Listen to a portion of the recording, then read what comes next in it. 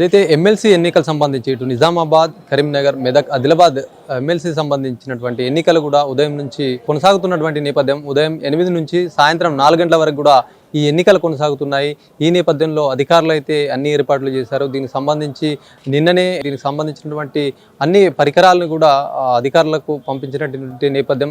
నిజామాబాద్లో ఉదయం నుంచి కూడా ఎన్నికలకు ఏదైతే రంగం సిద్ధమైందో ఈ ఎన్నికలకు ఓట్లు వేయడానికి కూడా ఎమ్మెల్సీ ఓటుని వినియోగించుకోవడానికి బార్లు తీరాలు. ఎందుకంటే నిన్న శివరాత్రి ఉన్న సందర్భంలో కూడా చాలా మట్టుకు జాగరణ ఉంటుంది. ఈ నేపథ్యంలో కూడా పోలింగ్ బూత్లకి లేట్గా ఆలస్యంగా వస్తారేమో అనుకుంటే కూడా అదంతా పక్కన పెట్టి కూడా ఓటర్లు తమ ఓటును వినియోగించుకుంటున్నారు. మనం నిజామాబాద్లోని ఎస్ఎఫ్ఎస్ స్కూల్ వద్ద ఉన్నాము. దీనికి సంబంధించినటువంటి అధికారులు అన్ని ఏర్పాట్లు చేశారు కాబట్టి ఉదయం నుంచి కూడా ఏదైతే ఓటర్లు కూడా తమ ఓటు హక్కును వినియోగించుకుంటారు.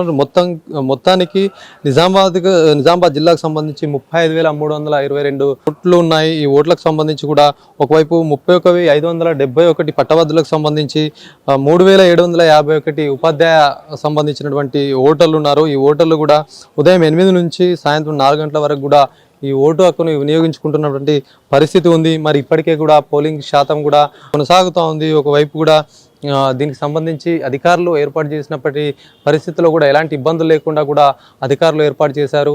మరి ఒకవైపు ఏదైతే ఓటర్లు కూడా తమ ఆవేదన వ్యక్తం చేస్తున్నారు. ఎందుకంటే తమకు సంబంధించినటువంటి వస్తువుల్ని కూడా ఇక్కడ పెట్టుకోవడానికి ఏదైనా సెల్ ఫోన్ లాంటివి కానీ భద్రపరచుకోవడానికి ఒక ఏదైనా రూమ్ని ఏర్పాటు చేస్తే బాగుంటుందని చెప్పి ఒకవైపు వాళ్ళు ఇట్లాంటి సమస్యని తీసుకొచ్చినటువంటి పరిస్థితి. మరి మొత్తం నిజామాబాద్ వ్యాప్తంగా కూడా ఇక్కడ 5 సెంటర్లు ఏర్పాటు చేశారు. 2 అయితే పట్టభద్రులకు సంబంధించి 3 కేంద్రాలని, ఉపాధ్యాయులకు సంబంధించి 2 కేంద్రాలను ఏర్పాటు చేశారు. మరి ఉదయం నుంచి అయితే ఓటర్లు కేంద్రాలకు వస్తున్నారు. ఎలాంటి ఇబ్బందులు లేకుండా కూడా కట్టుదిట్టమైన భద్రతా చర్యలు ఏర్పాటు చేశారు పోలీసులు. మరి ఇప్పటివరకు సాయంత్రం 4 గంటల వరకు ఉంటున్న నేపథ్యంలో కూడా గత ఎన్నికలతో పోలిస్తే కూడా దాదాపుగా కూడా 68% అప్పుడు నమోదైంది పోలింగ్ శాతం. ఈసారి మరింత పెరిగే అవకాశం ఉందని అధికారులు అయితే చెప్తున్నటువంటి పరిస్థితి.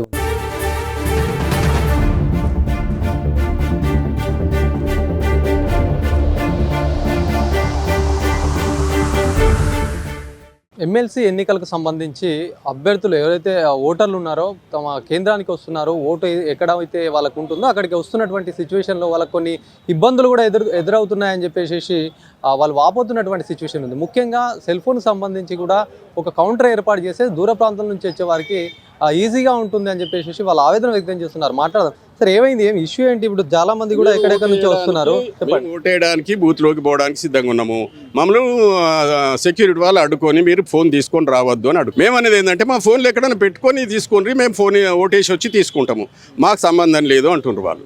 మరి మేము ఎట్లా మళ్ళీ ఇప్పుడు ఇంటికి వాపస్ పోవాలన్నా? మమ్మలను ఓటేయడానికి సిద్ధపరచండి. మేము ఒకవేళ తప్పు చేస్తే మేము ఒకవేళ ఫోన్ ఉపయోగించినట్లయితే మా మీద ఫైన్ వేయండి, ఏ శిక్షకైనా మేము సిద్ధమే. మమ్మల్ని ఓటేయనివ్వండి, అది మా ఒక్కటే మా రిక్వెస్ట్, నథింగ్ ఎల్స్. మేము ఎవరితో ఆర్గ్యుమెంట్ చేయదలుచుకోలేదు, టైం వేస్ట్ చేయదలుచుకోలేదు. And at the same time we don't want waste our own time, not only your time. And we are actually senior citizens అందరము. ఎక్కడి నుంచి వస్తున్నారు మీరు? ఎక్కడి నుంచి వచ్చారు? నేను వినాయక్ నగర్ నుంచి వచ్చాను. మీ ప్రాబ్లం ఏంటి అసలు? నేను సెల్ ఫోన్కి అసలు ఎక్కడ పెట్టలేదు, సెల్ ఫోన్ తీసుకొని రావద్దని చెప్పని లేదు అసలు ఎక్కడ కూడా. ఇప్పుడు అసలు సెల్ ఫోన్ ఎంట్రీ లేదు, మరి ఇప్పుడు ఏడ పెట్టాలి? ఇక్కడ కనీసం అరేంజ్మెంట్ కూడా లేదు. మినిమం అరేంజ్మెంట్ అయితే ఉండాలి కదా.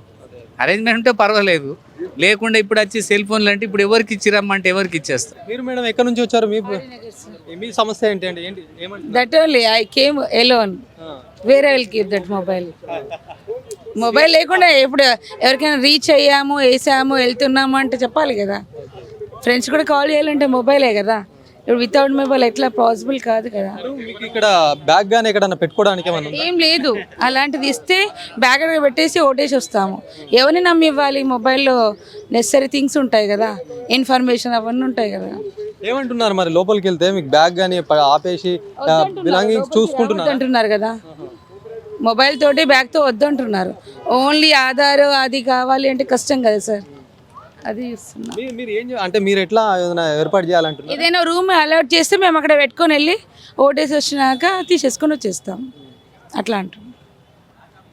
ముఖ్యంగా కూడా ఏదైతే సెంటర్స్ ఏర్పాటు చేశారో దీని సెంటర్ సంబంధించినటువంటి ఏదన్నా ఒక రూమ్ కానీ ఏర్పాటు చేస్తే వాళ్ళకి ఏదైతే వస్తువులు వెంట తీసుకొచ్చినటువంటి వస్తువులకు కూడా సేఫ్టీ ఉంటుందని చెప్పేసి వాళ్ళు ఆవేదన వ్యక్తం చేస్తున్నారు. ఎందుకంటే చుట్టుపక్కల నుంచి వస్తారు, ప్రతి ఒక్కరు ఈ రోజుల్లో సెల్ ఫోన్ అయితే ఖచ్చితంగా తీసుకొస్తున్నటువంటి క్రమం ఉంటుంది. ఈ నేపథ్యంలో వాళ్ళకి సెల్ ఫోన్తో పాటు మహిళలు అయితే వాళ్ళకి బ్యాగ్స్ కూడా అట్లాంటి తీసుకొస్తారు కాబట్టి ఎంట్రీ చేయట్లేదు అధికారులు అని చెప్పేసి వాళ్ళ బాధితులు కానీ ఓటర్లకు సంబంధించిన అందరూ కూడా ఆవేదన వ్యక్తం చేస్తున్నటువంటి పరిస్థితి.